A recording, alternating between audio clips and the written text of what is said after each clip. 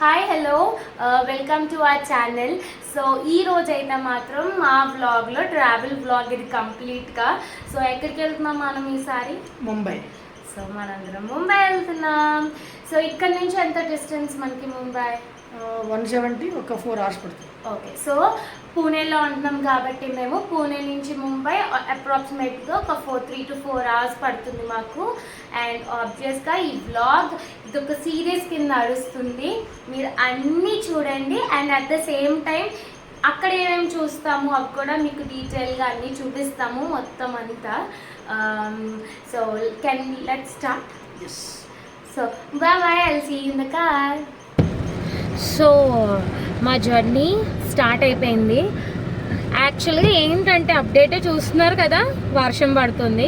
మేము బెంగళూరులో ఉన్నప్పుడు మైసూర్కి ట్రిప్ వెళ్ళాము లాస్ట్ ఇయర్. సో ఆ టైంలో కూడా సిమిలర్గా ఇలాగే వర్షం పడింది కదా, వెళ్తున్నప్పుడు పడింది, వస్తున్నప్పుడు పడింది మాకు వర్షము.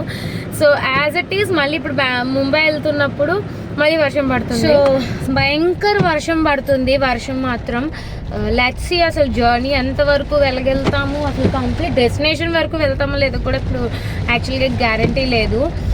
And as you all know, ముంబైలో అయితే మాత్రం వర్షం పడితే అసలు మనం కదలడానికి కూడా చాలా ఇబ్బందిగా ఉంటుంది, అంత భయంకర ట్రాఫిక్ ఉంటుంది. సో చూద్దాం హౌ విల్ గో. చూస్తే మాత్రం థండర్స్, లైట్నింగ్ చాలా ఉంది త్రూ అవుట్ ద జర్నీ. మేమైతే మాత్రం ఈ వర్షంలో ఎంజాయ్ చేస్తాము.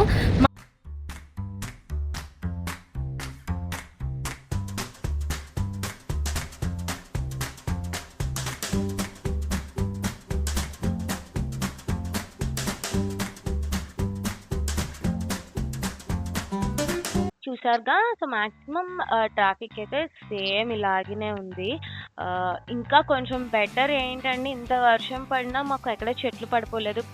పూణేలో మ్యాక్సిమం మేము ఉన్న ఏరియాలో వర్షం పడితే అయితే ఖచ్చితంగా చెట్లు పడిపోతుంటాయి. సో ఆల్మోస్ట్ ఆల్ ఇంత వర్షంలో యాక్చువల్గా బయలుదేరకూడదు. బట్ పాయింట్ ఏంటంటే మేము బయలుదేరిపోతున్నప్పుడు స్టార్ట్ అయింది, వెనక్కి విత్డ్రా అవ్వాలి అనేసి అనిపించలేదు. సరే ఎలా వెళ్దాం, ఎంతవరకు వెళ్ళగలితే చూద్దాము అనేసి స్టార్ట్ అయిపోయాము. ఆల్మోస్ట్ ఆల్ మాకు 3 hours వెళ్ళవలసింది, మాకు 5 hours టైం అయితే పట్టింది. లేట్ నైట్ వెళ్ళాము. అండ్ కరెక్ట్గా 150 kilometers అయితే మనకి ఉంది పూణే నుంచి ముంబై. సో అది రోడ్ డిస్టెన్స్. యాక్చువల్గా ఈ రోడ్ డిస్టెన్స్లో అంటే పూణే టు ముంబై వెళ్తున్నప్పుడు మధ్యలో లూనావాలా కూడా తగులుతుంది మనకి. అంటే మీకు వెళ్తున్నప్పుడు ఇంత క్లారిటీగా వీడియోలో కనిపించకపోవచ్చు, లేట్ నైట్ అయిపోయింది. బట్ ఏంటంటే లూనావాలా చాలా బాగుంటుంది. ఎవరైనా వెళ్ళాలనుకుంటే మాత్రం బాగుంటుంది. సో చూసారు కదా, మనం వెళ్తున్నప్పుడు చాలా టనల్స్ వచ్చాయి. కొన్ని చాలా పెద్ద పెద్ద టనల్స్ ఉన్నాయి, కొన్ని చిన్నవి ఉన్నాయి. నేనైతే ఫస్ట్ టైం ఎక్స్పీరియన్స్ చేయడం నాకైతే వావ్లో అనిపించింది. మేబీ ఎవరైనా ఆల్రెడీ ఎక్స్పీరియన్స్ చేసేసిన వాళ్ళు ఉంటే కనుక మేబీ పెద్దగా అనిపించకపోవచ్చు, కానీ నాలాంటి ఫస్ట్ టైం వెళ్ళే వాళ్ళకైతే మాత్రం చాలా బాగా అనిపిస్తుంది. సో దాని తర్వాత రోడ్స్ అయితే చెప్పక్కర్లేదు, ఎంత బాగున్నాయో. మొత్తం పూరా ఘాటీ రోడ్ అని అయితే నేను చెప్పను, కానీ చాలా వరకు ఘాటీ రోడ్. అంటే నాకు ఘాటీ అంటే భయము. ఫస్ట్ నేను చాలా భయపడ్డాను ఘాటీ వెళ్తున్నాను అనేసి, బట్ చాలా బాగుంది.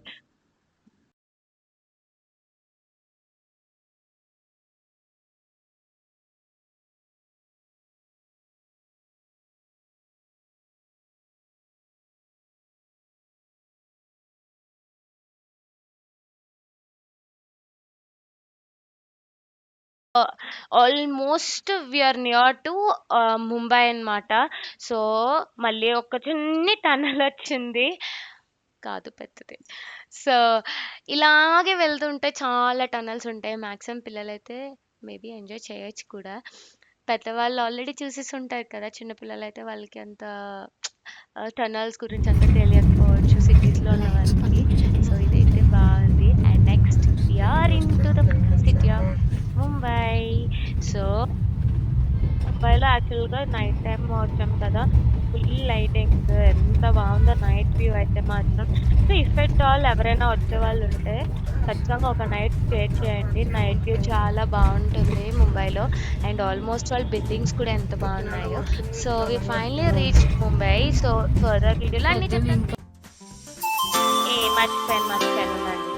Don't forget to like, share, comment and subscribe to our channel. Now see you again. Bye.